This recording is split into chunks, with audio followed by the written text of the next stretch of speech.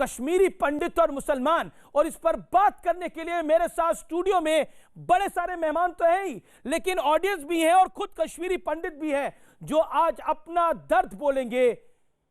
वाकई इनकी कहानी सुनकर आपकी भी आंखें नम हो जाएगी।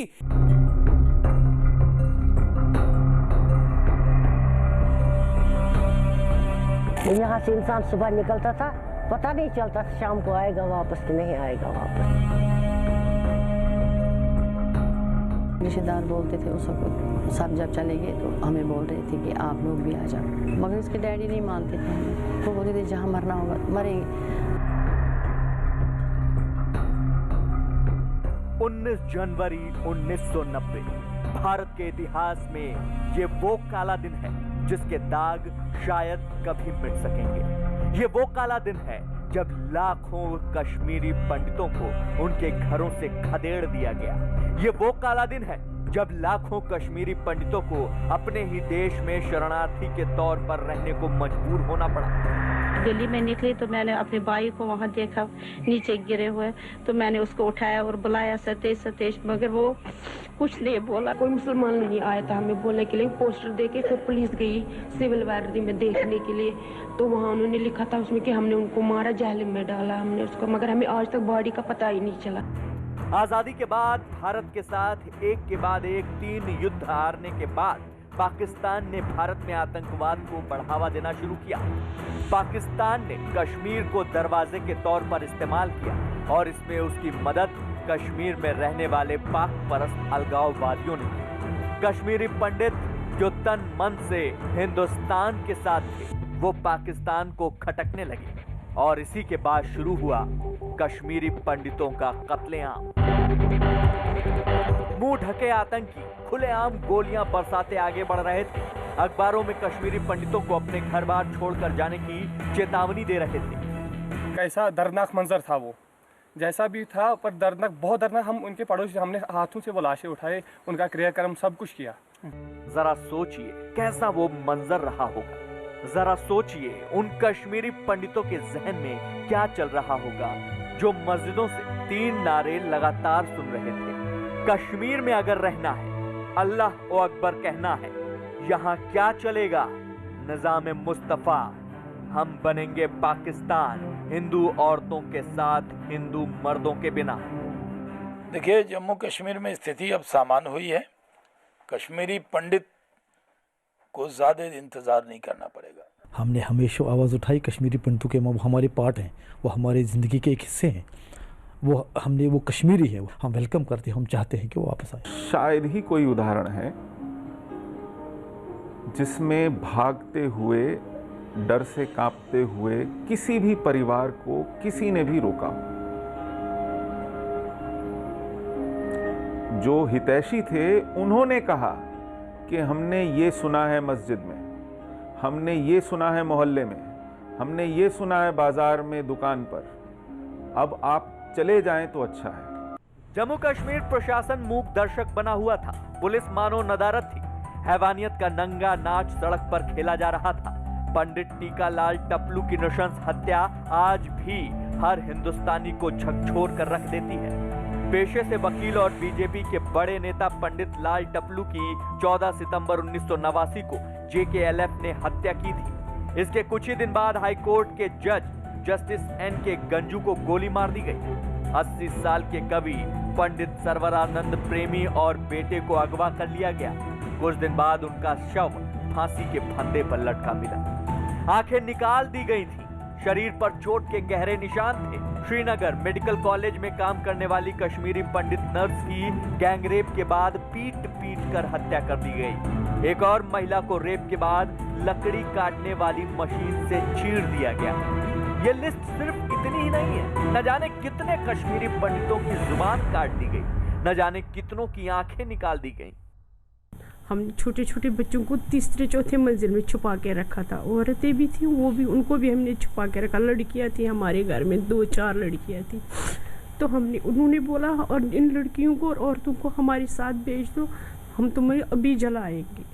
क्योंकि उससे पहले ही उन्होंने टिकला टेपलू को भी हमारे दरवाजे के पास ही मारा था। सबसे ओल्डेस्ट सिविलाइजेशन जिनका 5000 साल से पुराना इतिहास है, उसको एक साथ तहस नहस कर दिया गया। तो तब इंसानियत क्या ये मानते हैं, तब इंसानियत भी गई थी, कश्मीरियत भी गई थी और जमहूरियत भी गई थी। कश्मीरी पंडित जो आज देश भर के अंदर, अपने ही देश के अंदर दर दर की ठोकर खा रहे, उनको घरों से निकाल दिया गया। इतने ढेर सारे इनके धार्मिक स्थानों को तोड़ लिया गया, भगा दिया गया। एक समय आएगा वागसीरी भवानी के मंदिर में कश्मीरी पंडित भी पूजा करते हुए दिखाई पड़ेंगे और सूफी भाई भी वहां पर दिखाई पड़ेंगे। कश्मीरी पंडितों के लिए तो सरकार को तत्काल कार्रवाई कर ही देनी चाहिए थी, कानून बन गया है। कश्मीर की आइडेंटिटी बम बंदूक और अलगाववाद बना दी गई थी। 19 जनवरी 1990 जो लोग आइडेंटिटी की बात करते हैं, 19 जनवरी 1990 वो काली रात, उसी दिन कुछ लोगों ने कश्मीर की आइडेंटिटी को दफना दिया था। हैरानी होती है कि 370 कश्मीर से हटता है तो विपक्ष खूब हाय तौबा करता है, लेकिन कश्मीरी पंडितों के हक में आवाज उठाने को तैयार नहीं। 31 साल बाद भी कश्मीरी पंडित अपने अधिकारों के लिए तरस रहे हैं, बेघर हैं। जहां शरण मिली उससे बड़े चिड़ियाघरों में जानवरों के पिंजड़े होते हैं। इन जख्मों पर मरहम कौन लगाएगा?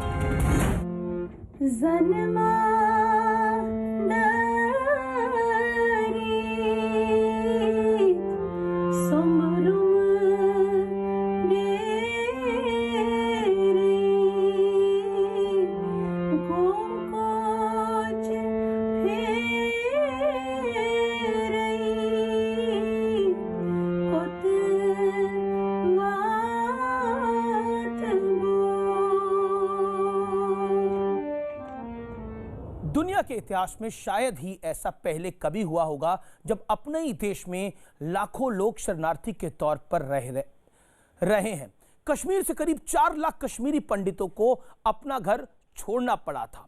हजारों कश्मीरी पंडितों को बेहद निर्मम तरीके से मौत के घाट उतारा गया था। पूरा देश असहाय होकर कश्मीरी पंडितों का विस्थापन देखता रहा। मेरे साथ कुछ कश्मीरी पंडित यहाँ पर मौजूद हैं, उनके परिवार मौजूद हैं। मैं पहले आप लोगों से जानना चाहता हूं और उसके बाद मैं इस पैनल को इंट्रोड्यूस करूंगा। क्या कहना चाहते हैं आप? कश्मीर और कश्मीरी पंडित, मैं आपकी भावनाओं की कदर करता हूं। आप बोल भी नहीं पा रहे, आपकी खुद की आंखें नम हैं। सर, ये हम ही समझ सकते हैं कि ये 30 साल हमने किन परिस्थितियों में गुजारे हैं। जब हमको घरों से निकाला गया, जो कपड़े लगे थे वही लगे थे। हद ये है कि मेरे घर के 2 आदमी 5/6 दिसंबर 1990 को किडनैप किए गए और आज तक उनका कोई अता पता नहीं है। इससे ज़्यादा क्या परेशानी हो सकती है? जिस वक्त हम घर से निकल गए, हमारे बूढ़े माँ बाप थे, छोटे बच्चे थे और खुद को भी पालना था। ये हम ही समझ सकते हैं। मैं ये मानता हूँ कि हम कश्मीर से जम्मू में, कुछ दिल्ली में आ गए, कुछ बाकी जगहों पर आ गए। मैं कह भी नहीं पाता हूँ, लेकिन आप बोलिए। ये जब याद आता है तो ये वही जान जानती है जिसके ऊपर ये बीतती है। बिल्कुल। लेकिन मैं आपसे एक और सवाल पूछ रहा हूँ। आजकल जब ये इंटॉलरेंस का पूरा शोर मचाया जाता है, डर का शोर मचाया जाता है, सीए का हल्ला काटा जाता है और कहा जाता है कि ये सरकार हमारी नहीं सुनती, क्या कहना चाहते हैं आप? पहले तो ये समझ में ही नहीं आता है। पहले तो अगर हम कश्मीर की ही बात करें तो कश्मीर में आज़ादी किस बात की आज़ादी? आज़ाद तो हम हो गए हैं 47 में, अब आज़ादी किस बात की? हैरानगी की ये बात है कि हम वहाँ किस तरह शीर शक्कर से रहते थे। जी जी। उस चीज़ का तो आजकल जो ये सीए, ये दूसरी बातें, इनमें जो सियासत चलाई गई है, ये तो समझ ही नहीं आता है। मैडम एक सेकंड सर, आपकी आंखें भी नम है, क्या कहना चाहती है? बैठ कर ही चाहे बोले। बैठिए सर। नहीं जी, जाना है कश्मीर, जाना है कश्मीर। ये एक जी तमन्ना है। ऐसा नहीं है कि सिर्फ कश्मीर में बैठे हुए लोगों की आंखें नम है, ये मैडम भी हैं, ये भी कुछ कहना चाहती हैं। खड़े होकर बोलिए। मैं ये कहना चाहूँगी कि मुझे याद है कि मैं 90s में स्कूल में पढ़ाती थी, तब मेरे साथ स्टाफ था कश्मीर का, 2-3 टीचर्स आई थी। जब हम लोग उनसे बैठ के बात करते थे तब वो ये कहती थी कि हम कुछ नहीं, जो हमारा पहना हुआ है वही आए हैं, हमारी जेब में ना पैसा है ना हमारे पास खाने के लिए कुछ है। ये सरकार से कुछ, ये सच कहानी है। और खाने की सामान नहीं होता था और पीछे भागना पड़ता था, ये सच है। मैं जानना चाहता हूं कि आप में से और भी कोई कुछ कहना चाहेगा जो उस समय का अनुभव जिसने करा हुआ है। सर, क्या उस टाइम पर, क्योंकि वहां पर एक बड़ी तादाद में इस्लाम को मानने वाले लोग थे, कुछ एक्सट्रीम इस्लाम को मानने वाले भी लोग थे, उन्होंने रोका नहीं या उन्होंने किया नहीं? कहीं भी नहीं की, कोशिश कभी नहीं की, लेकिन हम भागे। जिस वक्त मैं भागा और लाल चौक में हमारी आर्मी खड़ी थी, मैंने एक शार, वो हकीकत का एक गाना था, कर चले हम फिदा जान वतन साथियों, अब तुम्हारे हवाले वतन साथियों, और मैं निकला वहाँ पर जी। और दूसरी बात जी, एक गांव से बस आ रही थी, उसमें एक कश्मीरी पंडित था, वो CIB में काम कर रहा था, लेकिन उसकी दोस्ती अपने गाँव में अपने मुसलमान भाइयों के, वो उसके बगैर बात नहीं करते थे।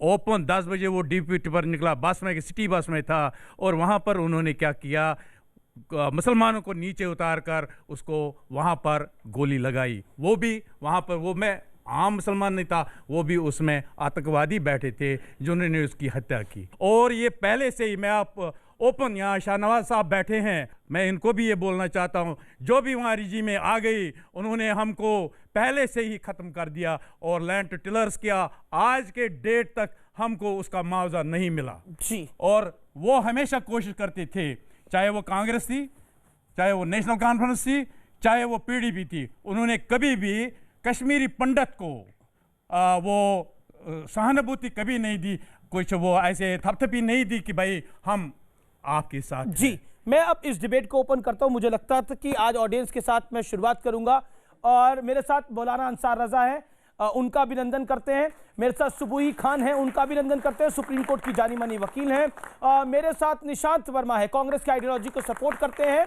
राहुल गांधी को अपना नेता मानते हैं। मेरे साथ शाहनवाज हुसैन है, फॉर्मर कैबिनेट मिनिस्टर हैं, भारतीय जनता पार्टी के कद्दावर नेताओं में से एक है, उनका अभिनंदन है। मेरे साथ इफ्रा जान है, जानी मानी सामाजिक कार्यकर्ता है, उनका अभिनंदन है। और मेरे साथ सुशील पंडित है, देश का बड़ा चेहरा है, सोशल एक्टिविस्ट है और कश्मीरी पंडित भी हैं।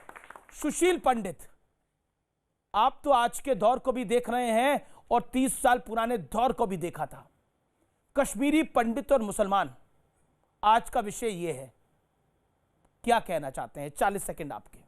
इस पर किसी की जुबान नहीं खुलती है, इस पर किसी की आह नहीं निकलती है, लेकिन इंटरनेट के ऊपर फ्री कश्मीर के पोस्टर बन जाते हैं, लोग धरनों पे बैठ जाते हैं और आज़ादी के नारे लगने शुरू हो जाते हैं। ये विडंबना है आज के समय की। आप हमारा घर बार छूटना भूल जाइए, जो हत्याएं हुई, जो सामूहिक नरसंहार हुआ, जो बलात्कार हुए, जो घर लूटे गए, जो मंदिर तोड़े गए, एक भी ऐसे जघन्य अपराध की मुकदमा चल के जांच होकर के किसी को दोषी पाकर के सजा नहीं हुई है। एक भी अपवाद स्वरूप भी किसी को एक ढेला मुआवजा नहीं मिला है उसकी घर, दुकान, मकान लूटने का, उसके खेत खलिहान बागीचे जाने का। यहां बाढ़ग्रस्त कश्मीर को 5 साल पहले लाखों, करोड़ों, सैकड़ों करोड़ रुपया मुआवजे में मिला। हम लोगों के घर बह गए, हम लोगों के चलते हुए जीवन ढह गए, किसी को धेले भर का मुआवजा नहीं मिला। जी, मैं अब आपके पास आता हूं इफ्रा और आपसे सवाल पूछता हूं।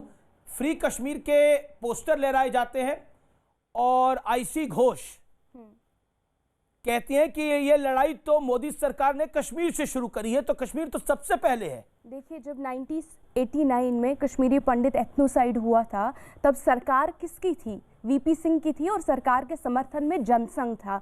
तो ये बताना कि मोदी जी जो हैं वो कश्मीरी पंडित हैं और बाकी सब हम इनके अगेंस्ट है, ये डाइकोटोमी आप छोड़िए।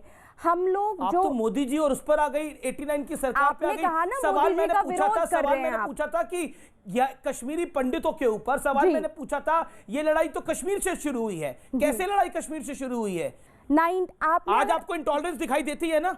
इंटॉलरेंस आप कैसी बात कर रहे हैं? आपने इनको आराम से बोलने दिया, मुझे आप बार-बार टोक रहे हैं। बिल्कुल आराम से बोलने दे रहा हूं मैं आपको। ना तो हम उन लोगों के साथ खड़े रहेंगे जिन्होंने गिरजा मत्तू को एक बैंड सौ पे काटा, ना तो हम उनके साथ खड़े रहेंगे जिन्होंने बिल्किस बानो और उसका सड़क पे गैंगरेप कर दिया और उसके पेट से बच्चा निकाल दिया। ठीक है, दूसरी बात, आप कहते हैं कि कश्मीरी पंडितों के साथ बुरा हुआ। हम ये मानने को तैयार हैं, इनके साथ बुरा नहीं हुआ। बड़ा एहसान आपका अब क्या मानने को तैयार हो रही है? ये लोग तो ये कहते हैं ना, बड़ा एहसान आपका क्या मानने को तैयार हो रही है? बोल रहे हैं ये लोग, क्या हमें बार बार बोला जाता है, आप कभी कबूल ही नहीं करते हैं। समानांतर कौन सी घटनाएं गिना करके उसका बराबरी कर रही हैं?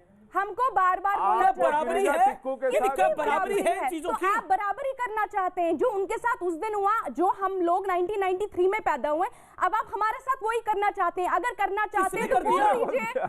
ये किसने बोला है? ये किसने कहा है? हमारे साथ क्या हुआ? वो ह्यूमन राइट्स वायलेशन हुए।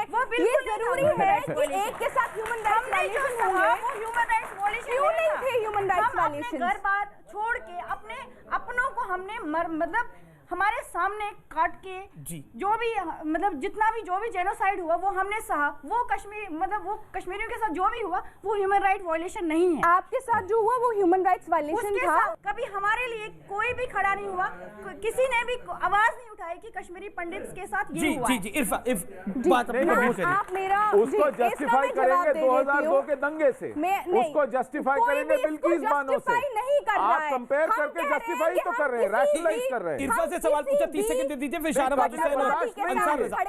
ये काबिले बर्दाश्त नहीं है कि आप एक ट्रेजेडी के सामने दूसरी ट्रेजेडी खड़ी करके उसका कम कर दें। चाहे वो कट्टरवादी हिंदू परस्त हो, हम किसी कट्टरवादी के साथ खड़े होने को तैयार नहीं है। लेकिन आप कट्टरवादियों की हिमायत में खड़े होते हैं। जेनोसाइड सिखाता है कि जो एक बार हुआ ये दोबारा ना हो। आप माहौल ऐसा बनाते हैं कि हमारे साथ हुआ। इन्होंने क्या माहौल बनाया? शाहनवाज हुसैन, माहौल आप ऐसा बना रहे हैं कि सिचुएशन खराब है। तो उस टाइम पे कश्मीरी पंडितों के साथ हुआ, वो आज इरफा जान के साथ भी ऐसा ही हो रहा है। देखिए, हमारे साथ ऐसा नहीं हो रहा है, बट एक मैं आपको आपने बड़े बात रखी, ऐसा नहीं हो सकता। इरफा अपने टाइम पे बोलिएगा। शाहनवाज हुसैन, फिर आपको मौका दूंगा। Shahnawaz Hussain 40 second, then Maulana Ansar Raza and सुबुई Khan and Nishant Verma. देखिए, कश्मीरी पंडितों का दर्द सुनने के बाद मुझे लगा कि आज इरफा जान इन दर्द को बांटने का काम करेंगी। ये पहला डिबेट मैं कर रहा हूँ जहाँ पैनल की जगह आप कश्मीरी पंडितों से आपने आवाज़ उठवाई है, और वो जो आवाज़ उठी तब लग रहा था कि डिबेट करें नहीं बल्कि उनकी बात सुनने का काम करें, उनके दर्द को बांटने का काम करें। लेकिन आज भी क्या करें, इरफा जान कह रही हैं कि 93 में ये पैदा हुई हैं। बिल्कुल ठीक है, बहुत अच्छी बात है। मैं 93 में जम्मू कश्मीर का इंचार्ज था युवा मोर्चे का, और मैंने कश्मीरी पंडितों के बीच में जाकर दर्द को बांटा है। जो बीजेपी का जम्मू का ऑफिस है, उस ऑफिस के कैंपस में भी कश्मीरी पंडित रहते थे, हमने उनके दर्द को जाना है। लेकिन आप 90 के बाद सीधे 2002 पे आ जाती हैं। मैंने आपको 90 नहीं सुनिए ना, अरे नहीं मैं जो बार-बार बोला, मैंने 2002 क्यों बोला? ठीक है ना, वो मैं 2002 इसलिए भाई बोला। देखिए ऐसे 2002 आपकी मजबूरी है। मैंने कहा ये बात डिटेल होगी। देखिए मेरी अब जो हो रहा है, अब जो पार्टी है वो तो पूरी दूध की दुल्ली है। सुनिए ना, मैं कह रहे हैं कि इंटॉलरेंस नहीं है, हम कह रहे हैं कि ये चल रहा है, हम कहीं से नहीं चलेंगे। और भोजपुरी में थथरई बोलते हैं इसको। देखिए हाँ, ये देखिए बिहार वाला भी वर्ड जानते हैं, कश्मीरी में काकिल बोलते हैं। अजय देखिए, मैं जान रहा हूँ कि इफरा क्यों बीच में बोल रही हैं, क्योंकि मैं जो बोलने वाला हूँ, अगर आप 93 में पैदा हुई तो आपने ये भी कहानियां सुनी होंगी। लेकिन 93 में 90 में जो जुल्म ज्यादती हुई, आपने सीधे कह दिया जनसंघ के। जनसंघ तो था नहीं तब, भारतीय जनता पार्टी आई। राजीव गांधी के दौरे इख्तियार में ये सब हुआ। लेकिन आप, अरे भाई मैं नहीं कर सकता ऐसे डिबेट। मैं अमित जी, मैं कहता हूँ कि मेरी इनके बोलते वक्त में मैं चुप रहा ना, एक तो कश्मीरी पंडितों की आवाज दबा देती हैं आप, और हमारी भी आवाज को दबाने का काम कर रही हैं। इसलिए आप सुन लीजिए, नहीं तो पूरे डिबेट में मैं बोलूंगा, मैं बहुत बुजुर्ग नहीं हो गया हूं, मैं बोलूंगा तो फिर आप नहीं बोल पाएंगी। इसलिए मैं कहता हूं आप मेरी बात सुनिए, मैं आपकी बात को मैंने सुना, लेकिन सीधे मैं उसी पे आ रहा हूं जी। 90 के बाद ये भूल गई, सीधे भागलपुर के दंगे पे नहीं गई, जो राजीव गांधी के प्रधानमंत्री रहते हुआ उसमें नहीं गई, वो जिसमें मुसलमानों को मारकर गोभी की खेती कांग्रेस ने कर दी थी, जहां से मैं एमपी रहा, रिप्रेजेंट किया, वहां नहीं गई, सीधे 2002 चली गई। कैसा इतिहास पढ़ा है, बीच में पढ़ा, आधा छोड़ा आधा ले गए। कश्मीरी पंडितों के साथ जो जुल्म ज्यादती हुई वो 90 से नहीं हुई। पंडित जवाहरलाल नेहरू ने जिस दिन सरदार पटेल ने कश्मीर का मसला हल किया होता तो ये ज्यादती भी नहीं होती। आज भी क्योंकि मैं रूलिंग पार्टी में हूं और मैं जिम्मेदारी से कहता हूं, हमारा वचन दिया हुआ कश्मीरी पंडित को तब तक पूरा नहीं होगा जब तक एक एक कश्मीरी पंडित को वहां बसा न दे, और एक एक की जायदाद जितनी जायदाद थी। अंसार रजा, जागो जागो जागो जागो, सुबह हो गई, रूस ने बाजी हारी है, हिंद पर लार्जन तारे हैं, अब कश्मीर की बारी है, ये नारे लगाए गए थे तब। आजादी का मतलब क्या? ला इलाहा इल्लल्लाह। अब आप मुझे बताइए, कश्मीरी पंडित और मुसलमान की अगर हम बात करें तो तब तमाम मुसलमानों के शिक्षा वृद्ध भी शांत बैठे रहे जब ये नंगा नाच हो रहा था कश्मीर के अंदर। मुझे 30 सेकंड दे दीजिए। 40 सेकंड सर आपके। मैं कुछ दूसरे तरीके की डिबेट करने आया था मैं, लेकिन जब मैंने भाई साहब को सुना तो मुझे लग रहा है कि हमको डिबेट नहीं करनी चाहिए, हमें सिर्फ इनका दर्द बांटना चाहिए। अब मैं आपको एक डेट बताता हूँ, 6 सितंबर सालों से बट रहा है, आज बहस होनी चाहिए सर। सुन लीजिए, पहले मेरी बात सुनिए, वो बहस बाद में कीजिएगा आप। मैं सिर्फ एक बात कहना चाहता हूं कि 6 सितंबर 2017 को तत्कालीन गृह मंत्री माननीय राजनाथ सिंह से मैं खुद जाकर के मिला एक डेलीगेशन के साथ, और मैंने कहा कि अलगाववादी जो वहां रह रहे हैं ये हमारे टैक्स का पैसा ले रहे हैं, इन हरामखोरों को ये पैसा क्यों दिया जाए, इसको बंद कीजिए। हमने जब ये बंद करने की आवाज उठाई और उसी दिन मैंने दुनिया की मीडिया के सामने बुरहान वानी को जब आतंकवादी कहा तो 5,500 कॉल हमें जान से मारने की धमकी के पाकिस्तान से और कश्मीर से आए। जो सवाल उस दिन आपने किया था उसका जवाब मैं आज दे रहा हूं कि मैंने कश्मीरी पंडितों की आवाज उठाई थी, तब मुझे जान से मारने की धमकी मिली। नंबर 1। अब मैं एक बात पूछना चाहता हूं शाहनवाज हुसैन साहब से। मैं तो रोज उठाता हूं, कहां धमकी मिल रही है सर? मैं तो डीसीपी से आप पूछ लीजिए दिल्ली के। 5,500 विषय ये नहीं है कि इनको धमकी मिली कि नहीं मिली, इनका हुआ है। अब आ जाइए, विषय वो है। आज के दौर में आप कहते हैं कि नरेंद्र मोदी जो है वो अक़लियतों के लिए बहुत खराब है, यही कहते हैं ना हम? या बीजेपी की सरकार अक़लियतों के लिए बहुत अच्छे हैं, लेकिन उन्होंने जाके जिसने अफजल गुरु को शहीद का उसके साथ सरकार बनाई, और जब वहां सरकार बन गई तो क्यों दिल्ली में कश्मीरी पंडितों को दिल्ली से ले जाकर के कश्मीर में नहीं बसाया? आजादी का मतलब क्या? ला इलाहा इल्लल्लाह, ये नारे लगाए गए थे जब इनको निकाला गया था इनके घर से। अमीश, मैं एक भारतीय मुसलमान बहुत शर्मिंदा हूँ आज, मैं बहुत शर्मिंदा हूँ ये नारे सुन के कि मेरे पंथ के नाम पे मेरे भारत में मेरे ही भारतवासियों के साथ मास रेप, मर्डर, स्लॉटर्स हुए हैं। मैं इस पैनल में मौजूद सभी मुसलमानों से और मुझे जो लोग भी इस चैनल पे देख रहे हैं सबसे ये पूछना चाहती हूँ, आज मैं आपसे लड़ूंगी नहीं, मैं आपसे ये पूछना चाहती हूँ कि क्या ये इस्लाम है? क्या अल्लाह कभी ऐसा करने के लिए कह सकता है? अंसार रजा साहब या इफ्रा, मैं आपके चैनल के माध्यम से सभी मुसलमान बच्चे जिनको अगर 2 मुस्लिम बच्चों की लिंचिंग कर दी जाती है तो उनको भड़काया जाता है कि इस देश में तुम्हारे साथ ऐसे होता है, इस देश को लिंचिस्तान बोल दिया जाता है, मैं उन सभी बच्चों को ये बताना चाहती हूँ कि ये इस्लाम नहीं है, ये एक कैलिफेट सिस्टम फैलाने का, एक इस्लामिक स्टेट बनाने का एक वहाबी एजेंडा है। उसके बारे में प्लीज पढ़िए। मोहम्मद इब्न अल वहाब के द्वारा ये स्टार्ट किया गया है। मुस्लिम यूथ को मैं बताना चाहती हूँ कि जब आपको बीजेपी, आरएसएस ये सब करके भड़काया जाता है, आपको आपके ही देश के खिलाफ खड़ा किया जाता है, क्योंकि इन वहाबियों की मानसिकता है गजवाए हिंद, वो हर मुद्दे में हिंदू मुस्लिम करने की कोशिश करते हैं जो भारतीय मुसलमान को भारत से जोड़ता है। सर आप यहाँ बैठे हैं, मैं आपसे हाथ जोड़ के माफी मांगती हूँ, जब आपके साथ वो हुआ था मैं बहुत छोटी थी। शाहनवाज भाई यहाँ पे खड़े हैं, जो भी पॉलिटिकली हो सकता है ये लोग कर रहे हैं, लेकिन मैं एक भारतीय मुसलमान आपसे वादा करती हूँ कि जब तक आप लोग वहां पे दोबारा प्लेस नहीं कर दिए जाएंगे, आपकी प्रॉपर्टीज, आपकी जिंदगी, आपकी इज्जत आपको वापस नहीं दे दी जाएगी। मैं सुबूही खान चैन से नहीं बैठूंगी। आपसे माफी मांगती हूँ सर। निशांत वर्मा, मैं अब आपका रुख करता हूं और आपसे जानना चाहता हूं क्या आपको लगता है कोई कंपैरिजन भी है? सबसे पहले तो प्रोग्राम का नाम है कश्मीरी पंडित और मुसलमान। मेरे ख्याल से अगर आपका डिबेट हो कि कश्मीरी पंडित और कश्मीरी मुसलमान तो ज़्यादा बेहतर रहेगा, क्योंकि ये बना दिया गया है पिछले 35 सालों में इन लोगों को यहाँ। कश्मीरी पंडित वर्सेस मुसलमान नहीं है, कश्मीरी पंडित और मुसलमान है, एक ही बात। आपके जहन में लगता है क्यों नहीं हिफाजत नहीं की, ये कहना है क्योंकि आज कुछ क्यों नहीं कर रहे हैं? अब ये सब के ओपनिंग स्टेटमेंट्स में अगर आज ये नया दौर शुरू हुआ है कि 30-30 सेकंड में भी सब बोलने लगेंगे, तो फिर कोई मतलब नहीं है। मैंने पहले देखा कि पैनल पे कैसे ना बोलने दिए जाने की बात हो रही है। मैं इसको इमोशनल टॉक में नहीं ले जाऊंगा। इमोशंस मैं समझता हूं, हम लोग इंसान हैं। मैं इसको फैक्चुअल टॉक पे ले जाना चाहता हूं। मुझे कृपया 30-40 सेकंड चाहिए। राजनीतिक पार्टियां अपना काम करती हैं। मैं इसमें नहीं जाना चाहूँगा कि 1985 से क्या शुरू हुआ था कश्मीर वैली में, और यदि उससे पहले से भी 89 के अंदर कल्मिनेट हुआ, और किस तरीके से भयावह तरीके से वहाँ पे हालात हुए, और उसके बाद वैली के हालात तो आज तक नहीं सुधरे। वैली के हालात, भाई साहब की बात याद आती है, भाई साहब की बात याद आती है, भाई साहब की बात याद आती है। सुन लीजिए, नारे क्या लगाए जाते थे बताइए। मैंने आपको पूरे 50 सेकंड दिए बात करने के लिए। एक बात याद रखें, जो नारे लगाए जाते थे वो आप बोलिए, क्या नारे लगाए जाते थे, बोलिए, प्रकाश डालिए जरा। उन नारों को समझने के लिए इतना ही काफी है। मैं उन नारों को नहीं समझना चाहता, आप नारे क्या थे बोलिए। मैं बोल रहा हूँ, प्लीज, मैं अपने बात बोलूंगा ना। उन नारों को समझने का तरीका ये है कि 1988 में 100 रुपए किलो टमाटर मेरी माँ ने खरीदे। टमाटर कहाँ? 100 रुपए किलो टमाटर। मैं आपसे उसका मतलब नारे क्या थे कि वहाँ के हालात इतने बुरे थे। नारे क्या थे? नारे क्या थे? 1988 में इतने बुरे से आ गया वर्मा जी?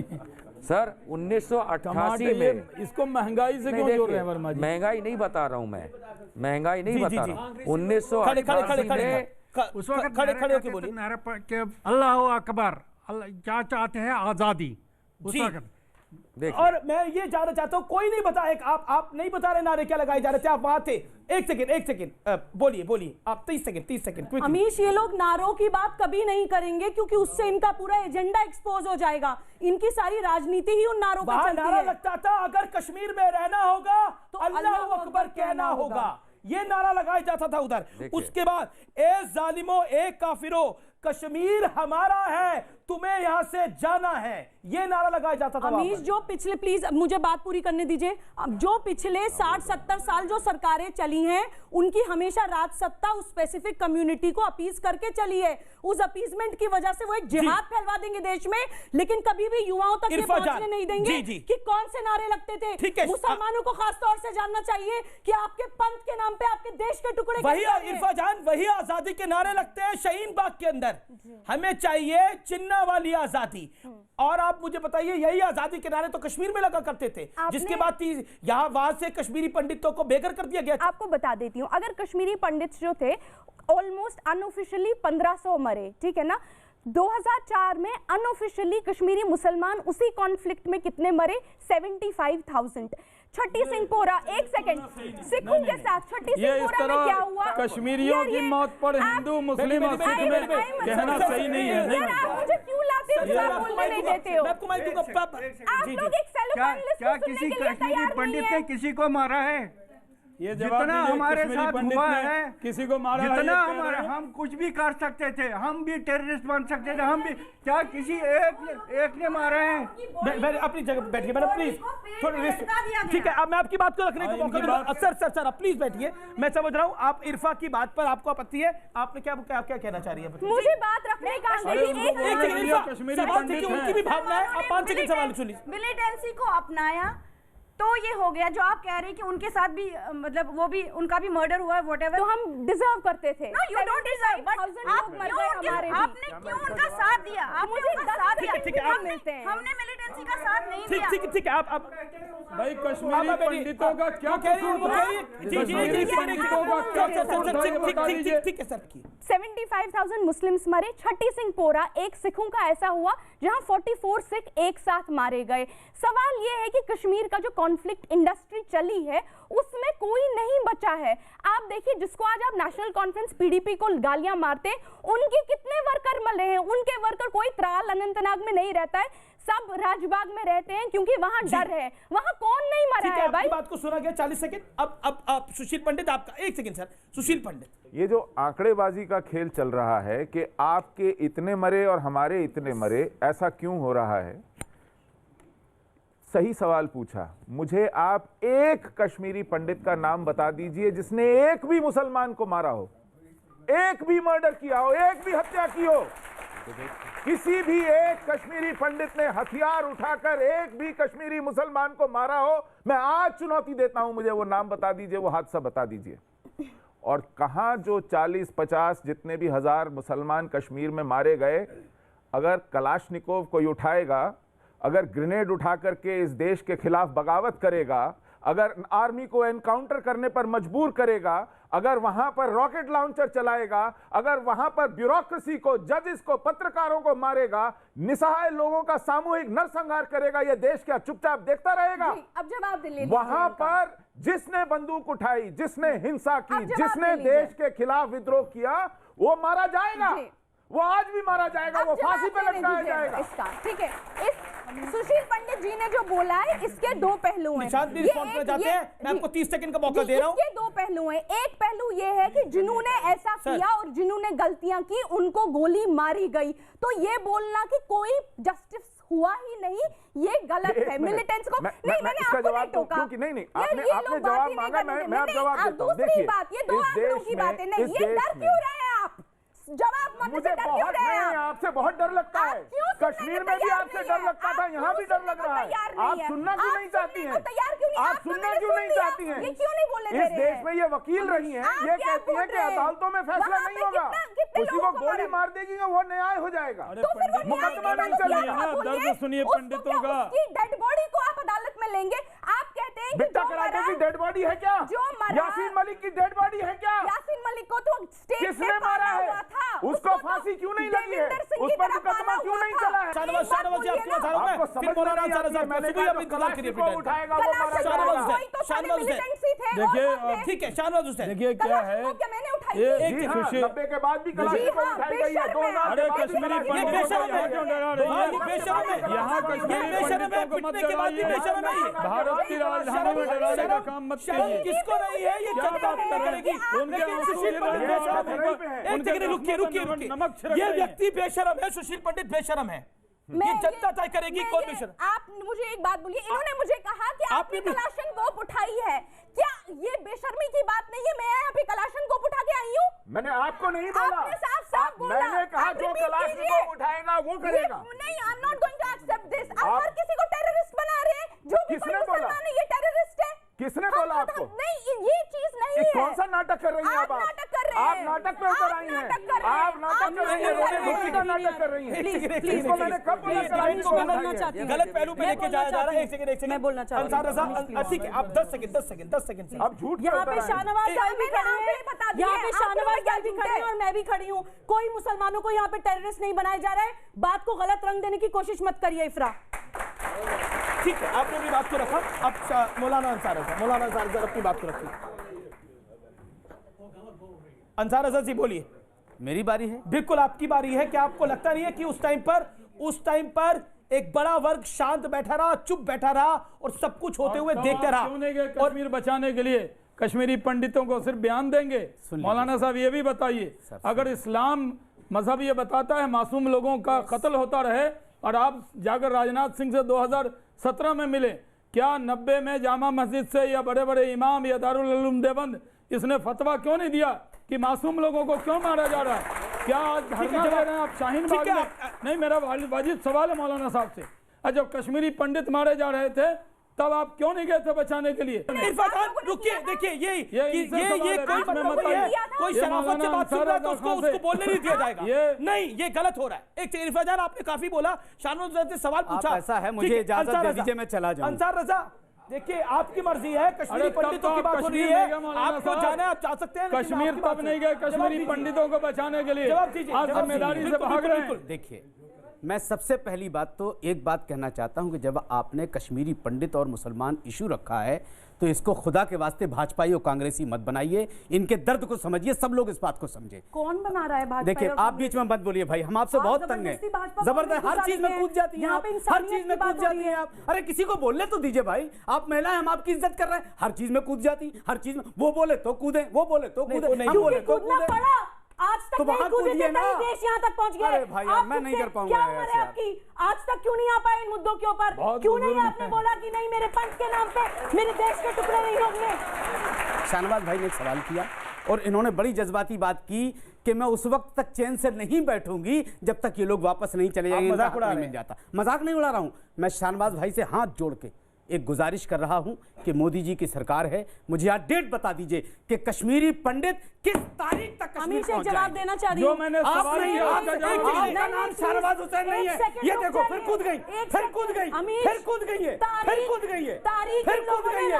अरे तारीख के लिए कोई सनी की फिल्म थोड़ी है कि तुम तारीख बताओगे। मांगी थी जवाब शाहनवाज भाई को देना चाहिए। मैंने मौलाना साहब से ये पूछा था कि जब ये कत्लो गारत हो रहा था, मासूम लोगों का कत्ल हो रहा था, तो दारुल उलूम देवबंद से या आप लोगों ने फतवा क्यों नहीं दिया? कश्मीरी पंडित उनको बचाने क्यों नहीं गए? क्या इस्लाम मजहब में मौलाना इस्लाम मजहब में मासूम का कत्ल हो रहा हो और आप खामोश क्यों थे? ये बताइए। बहुत अच्छा हुआ जो वहाँ मानू पड़ी 3 लोगों की दादागिरी, वहाँ गिलानी फैमिली की, महबूबा फैमिली की, मुफ्ती फैमिली की चलती थी। मोदी जी ने क्यों नहीं कहा? बहुत अच्छा किया, क्यों नहीं गए?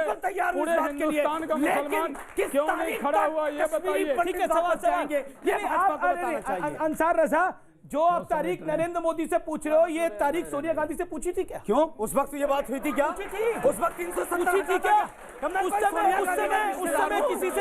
उस समय किसी से तारीख नहीं पूछी थी। आप भी वही मैं कुछ नहीं कर रहा, वाजिब सवाल पूछा। इरफा जी से सवाल है, पूछिए। इरफा जी छोटा सवाल है, बीच में कोई नहीं बोलेगा। जवाब देने दीजिएगा। बिल्कुल जवाब दे दीजिएगा आप उस पर। इनसे भी कुछ आपको 1990 तो याद है, 2002 भी याद है, 1986 याद है, 1986 याद है, 1986 कौन हाँ याद है, 84 86 1986 वो याद है आपको? कश्मीर में कभी सेकुलरिज्म था ही नहीं, सेकुलरिज्म हमारे कारण था क्योंकि हम टॉलरेंट थे, इसीलिए हम खदेड़े गए। ये इंटॉलरेंस कब खत्म होगी कश्मीर में? अच्छा, ये जवाब ये सवाल है। देखिए इन्होंने 1986 का जिक्र किया जब अनंतनाग हुआ था। राइट। ये कह रहे हैं वहां पे टॉलरेंस कब आएगा? वहां पे टॉलरेंस तब आएगा जब हम सब साथ मिलना शुरू करेंगे। ठीक है, वहां पे साथ कैसे मिलेंगे ये तो बाहर है, वो तो आपकी सरकार से सवाल कीजिए। निशांत, जब फ्री कश्मीर के नारे लगाए जाते हैं तो डर इसीलिए लगता है क्योंकि तब भी आजादी के नारे लगाए गए थे। कॉपी आप रखिए ताकि आप ये ना कहें कि मैं कुछ भी कोट कर रहा हूं। भारत सरकार की रिपोर्ट आरटीआई के थ्रू आई है कि जनवरी से लेकर के जुलाई तक के अंदर जितने भी हादसे होते रहे, हम आम इंसानों पे, और जितना हमारी फौज ने और पुलिस ने उन टेररिस्ट को मारा, वो नहीं सर सुनेंगे, इंटरनेट के नहीं सर सुनेंगे, इंटरनेट में नहीं हाय तौबा मचा देते हैं, इन पर क्यों नहीं हाय तौबा मचाई आपने? ये नहीं सुनना चाहता है ना कोई देश, क्यों नहीं सुनना चाहते हैं? तो फिर बीच में मत टोकिए, प्रेस कॉन्फ्रेंस करिए, इसको लेकर प्रोग्राम में सिर्फ 2 मिनट बोलना चाहता हूं। आप पूरे प्रोग्राम में 3 मिनट बोलेंगे, ये आपका तीसरा मिनट चल रहा है। ठीक है, तो मैं चुप और बोलिए 1.5 मिनट, कौन मना कर रहा है? लेकिन कम से कम टॉपिक पे तो बोलिए। दम नहीं आपके कागज में। ये मेरा कागज नहीं है, ये भारत सरकार का कागज है, और अगर उसमें दम नहीं है तो आप में दम नहीं है। भारत के हैं ना भाई, क्या आप में दम नहीं है? भारत के ये साबित होता है कुछ नहीं, ये भारत सरकार का कागज है, ये भारत सरकार के होकर के भारत सरकार के जवाब को कहते हैं इसमें दम नहीं है। इसमें लिखा है सुनिए कितने आतंकवादी मारे गए, मिलिटेंट्स कितने मारे गए लिखा हुआ है। जनवरी में 17 आप ही सुशील पंडित के ऊपर सीए का कागज फाड़ा था। आप ही है ना जिसने सुशील पंडित के ऊपर सीए का कागज फाड़ा था, याद है आपको? जुलाई में 6 आतंकवादी फाड़ा था, क्यों है बताइए क्यों फाड़ा था? क्यों फाड़ा था बताइए? अक्टूबर में 9 सीए का कागज फाड़ा था आपको। मैं इन्हीं का कागज दे रहा हूं जिसमें आतंकवादियों को मारने की लिस्ट है। आपको पता है कितने पत्थरबाज है वहां पे? इनको सब पता है। जनवरी से लेकर के जुलाई तक कितने पत्थर मारे गए 2019 में? फिर आर्टिकल 370 हटाया गया और उसके बाद क्या रिपोर्ट आई? कोई पत्थरबाजी नहीं। ठीक है सुशील पंडित, नहीं, काटेंगे नहीं, आप नहीं काटेंगे। ये मैं भारत को बताना चाहता हूँ और मैं बोलना चाहता हूँ, आप बीच में नहीं काटेंगे सर। आतंकवादी ये मैं बता रहा हूँ, मंच पे चाहिए अपने मौत लिख दी जाएगी। जो बंदूक उठाया उसको मारा। अगस्त के महीने में, अगस्त 2019 में एब्रोगेशन हुआ 370 का, उसके बाद सामान्य हालात हो रहे हैं। एक बार भी वहां पे विरोध नहीं हुआ, एक बार भी प्रदर्शन नहीं हुआ, एक बार भी पत्थर नहीं मारा गया। भारत सरकार गृह मंत्रालय की रिपोर्ट है, कश्मीर वैली में अगस्त में 600 क्या कहना चाह रहे? 370 नहीं हटना चाहिए था। 650 से ज्यादा स्टोन पेल्टिंग था। 6 मारे गए। फिर क्या कहना चाह रहे? सबसे बोल रहे हैं मारे गए। पीछे चलिए, पीछे चलिए। मारे गए 650 स्टोन पेल्टिंग। मैं देखिए आप हमारे ऑडियंस की बात कैसे हुई? आतंकवादी तो मारेंगे। उनके आप ये बताइए, एक सेकंड होल्ड करिए, ये क्या कर रहे हैं अभी आप? मैं आफ्टर माइग्रेशन बॉर्न हुआ हूँ, सो आई कैन नॉट एक्सप्लेन कि मैंने क्या एक्सपीरियंस किया, बट जो मेरे पेरेंट्स ने, मेरी फैमिली ने, हमारी कम्युनिटी ने जो बातें मैंने सुनी हैं वो बहुत दर्दनाक है और बहुत ही शेमफुल एक्ट था। आपने ये क्यों नहीं किया? 50 साल कांग्रेस की सरकार थी, उन्होंने क्या किया? पहली चीज़। ठीक, आप अपनी संक्षेप में बात रखिए। अंसार रजा से सवाल है और अंसार रजा ही बोलेंगे, कोई और नहीं बोलेगा। सेकेंडली, जो अभी मैम बोल रही थी कोइंसिडेंस, हाँ जी, तो कोइंसिडेंस ये हम ऑलमोस्ट सेम एज ग्रुप के हैं। सो एज अ यूथ आप क्या स्टेप्स लेंगे for rehabilitation of Kashmiri pandits? और लास्ट क्वेश्चन शहनवाज जी से, क्योंकि भाजपा की सरकार है, मोदी जी की सरकार है, व्हाट हैज़ गॉन, वो चेंज नहीं हो सकता।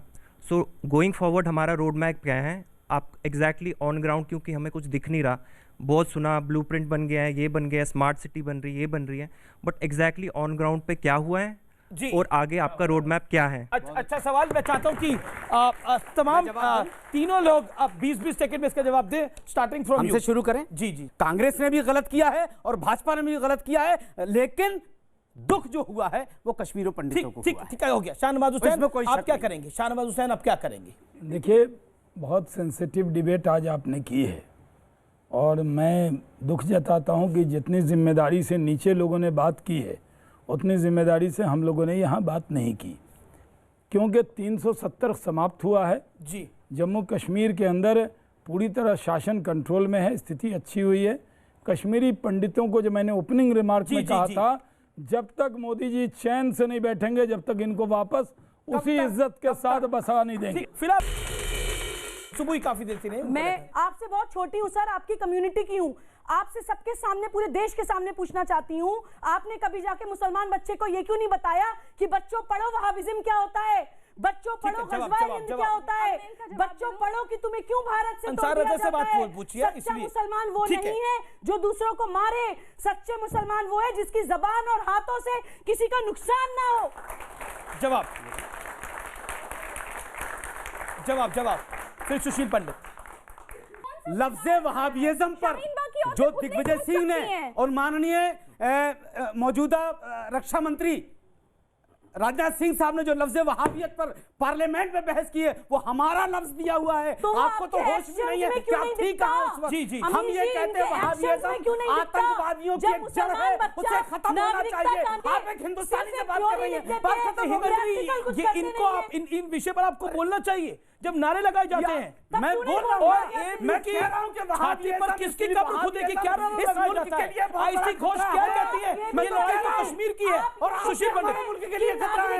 ये सवाल मुझसे भी आया था शायद, इन्होंने मुझसे भी सवाल किया था। जी जी जी जी, मैं आपको बताऊंगा क्या कर रही है आपकी सरकार। फिर पकड़िए वहाबियों को। अगर अमानतुल्लाह खान हेट स्पीच दे रहे हैं तो सबसे पहली जिम्मेदारी सुबुई खान की है कि वो आगे आके बोले कि ये इस्लाम हम नहीं है। किसी का मर्डर नहीं कर सकते, हम कह सकते हैं इस्लाम नहीं है, खत्म हो गई बात। ठीक है, मर्डर को बोला, मर्डर तो इन लोगों का हुआ है। आप बात करें मर्डर की बात करें, मर्डर सुशील पंडित आखिरी दौर है। सुशील पंडित, मेक योर पॉइंट। मैं सिर्फ इतना आपको याद दिलाना चाहूंगा कि ऐसा नहीं हुआ कि एकाएक 1990 में हम सब लोगों को खदेड़ के बाहर फेंक दिया गया। इसकी तैयारी हो रही थी, इसके लिए जहनियत बन रही थी, इसके लिए एक मानसिकता तैयार हो रही थी। कश्मीर कश्मीर को मदरसों के अंदर जैसे पढ़ाया जाता है, वहाँ के एजुकेशन सिस्टम में जमातियों को भर दिया गया था और उनके खिलाफ, उनमें भारत के खिलाफ जहर दिमागों में भरा गया था कि ये हिंदू मुल्क है, इसमें एक मुसलमान राज्य को, रियासत को नहीं रहना चाहिए, उनके लिए हराम है। इस तरह की जहनियत तामीर की गई, तब जाके हम लोगों का निकाला हुआ। ये एकाएक एक शाम को किसी को फितूर चढ़ा और हमें भगा दिया गया, ऐसा नहीं हुआ। वहां पर दशकों तक इसकी खेती हुई।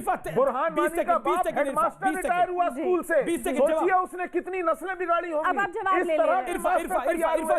जी, मैंने जैसा बार बार कहा, कश्मीर में हर कम्युनिटी ने सफर किया है, चाहे वो किसी भी धर्म से हो। 75-75,000 मुसलमान मर गए, सिख मर गए और पंडित मर गए, लेकिन अब हमको एक नई शुरुआत करनी पड़ेगी, साथ में रहना पड़ेगा। और हम भारत सरकार से, जो यहाँ पे उनके प्रवक्ता हैं, उनसे मैं निवेदन करती हूँ कि आप जो ये मैडम आपसे एक निवेदन है, छोड़ दीजिए, वहाँ के लोगों को शांति में रहने दीजिए। समय का सदुपयोग करिए। 370 का एजेंडा खत्म हो गया होगा, अगर आपके नेशनल इलेक्शन खत्म हो गए होंगे, अब वहाँ के लोगों को आराम से खुले में सांस लेने दीजिए। खुले में सांस ले रहे हैं लोग, खुले में सांस ले रहे हैं, वादियों की हवा अच्छी चल रही है, पत्थरबाज घर में बैठा दिए हैं, आतंकवादियों को जो निशात वर्मा ने बोल दिया।